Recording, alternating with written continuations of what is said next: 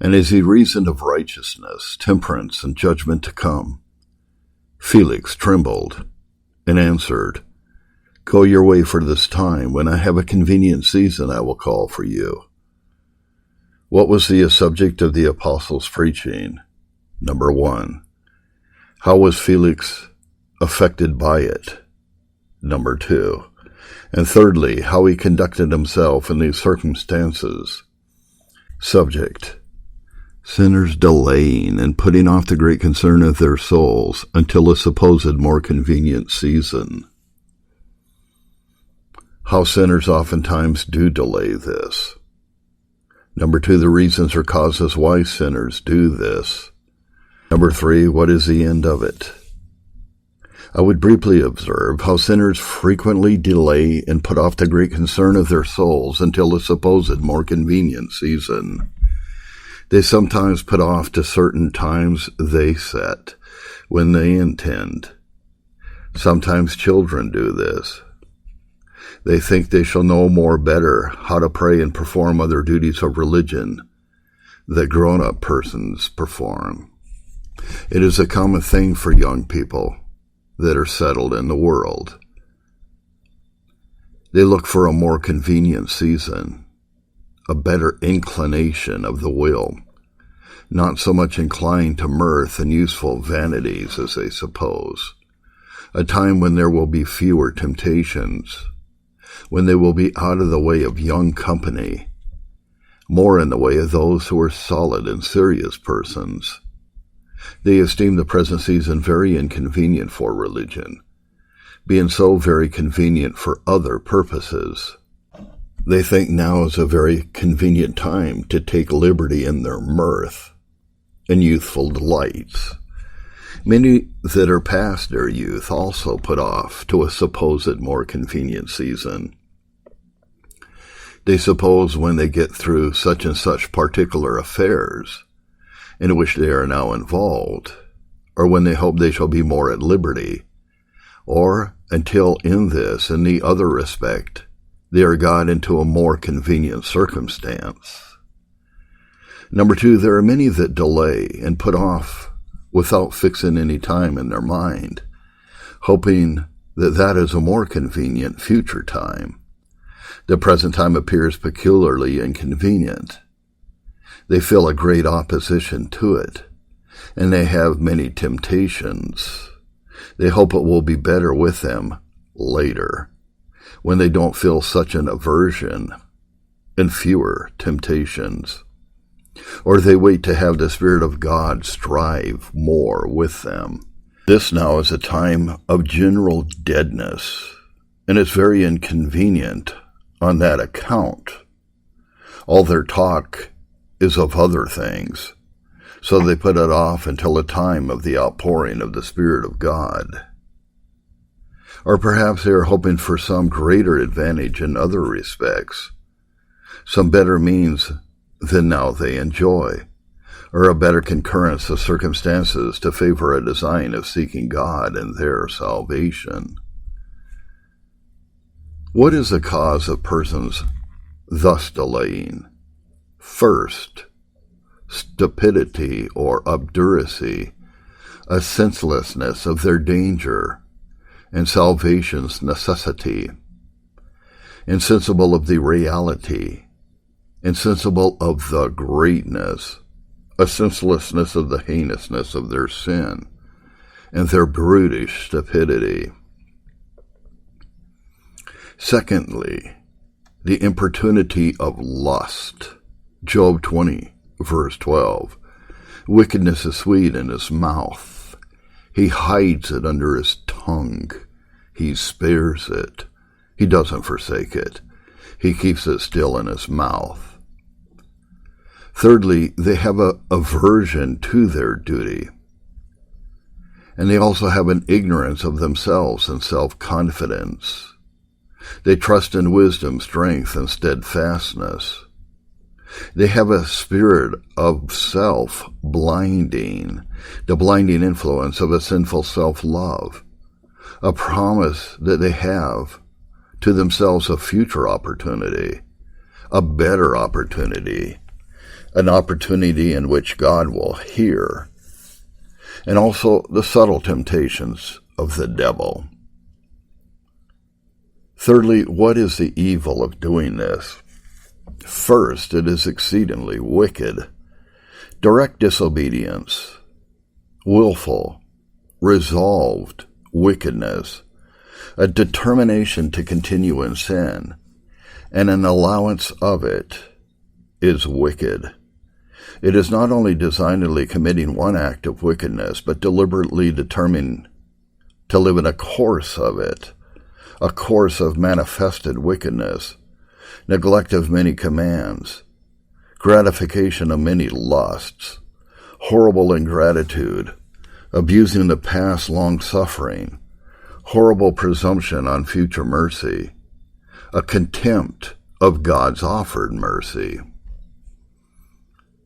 But secondly, it is exceedingly foolish. By this they reject and miss a good deal of present good. They willfully continue in a miserable state. They bring a great deal of certain future misery upon them. They run a dreadful risk and depend on innumerable uncertainties that their life will continue long, and the means of grace to them will be continued, or their use of reason. They look for a more convenient season, and they suppose they will succeed then. And they suppose God would not give them over to delusion and to hard-heartedness. They depend on many things that are not only uncertain, but very improbable. A future disposition to this, a more convenient season, but this makes their case more and more dangerous. Depending on greater conveniences, they make inconveniences for themselves. By this means, many thousands are actually undone. Application. This may be a warning to sinners not to delay and put off their salvation. You have heard how common this is. You have heard that men are exceedingly prone to it. Does your own experience confirm what has been said in this matter? And are there not some here who are now doing as has been represented? Have we not reason to think that there are many here present that say, as Felix said, undoubted by what is everywhere to be seen at such a time of general deadness and regardlessness of religion as this is, a good evidence of the exceeding proneness there is to put it off. But let us all take warning. You have heard something in general of wickedness and folly, but here consider more particularly what guilt you contract. What a horrible thing it is to live in known and willful disobedience to God. What great light you will sin against if you continue in this. What would you think of your delays if God should say to you, "You fool, this night your soul shall be required of you"? If the future time that you are putting this off to should never come, how far it will probably be from being a more convenient season now. In many respects, far more inconvenient in the future. God's anger is increased. Your heart becomes harder, more obdurate. Every evil habit established. Your sloth, your carnal worldly disposition, and habitual making light of things affecting such awakenings. Satan's great opportunity to establish his interest with you, commonly an increase of inconvenience of outward circumstances, an increase of temptations. Commonly many inconveniences arise that never would have been thought of before, making it less likely ever for you to set about the work. Satan has greater advantages then, more likely to be unsteady, or you're more likely soon to be discouraged. The work is greater and harder that you will have to do, and you will have less time to do it. Others have lamented their folly in delaying. Many in the past were under concern. I have long been in the work of the ministry, and I have seen many such a person on their deathbed. How much otherwise you deal with God and desire that God should deal with you. If you continue still to delay after the warning you have this day, how aggravated will your wickedness be? How have you been warned of this before, and yet you go from the church and still continue on? How can you excuse yourself to go home tonight and do nothing, or to do a little this evening and then tomorrow, or maybe in a few days? But consider how unreasonable this is. You may reasonably suppose God will resent it. If you still continue this way, what danger that you will be utterly given up to hardness of heart before the time comes. Inquire whether you yourself don't believe that there are many now in hell through this very means. Here some perhaps may say, to excuse themselves and quiet their own consciences with respect to this, I don't delay and put off the concern of my soul. I am in a way of seeking salvation. Here I would put 2 or 3 questions to such persons, whether you are in a way of minding this affair more than all other affairs, seeking first the kingdom of God. Secondly, is your reformation universal? Are you repenting of sins of omission and commission?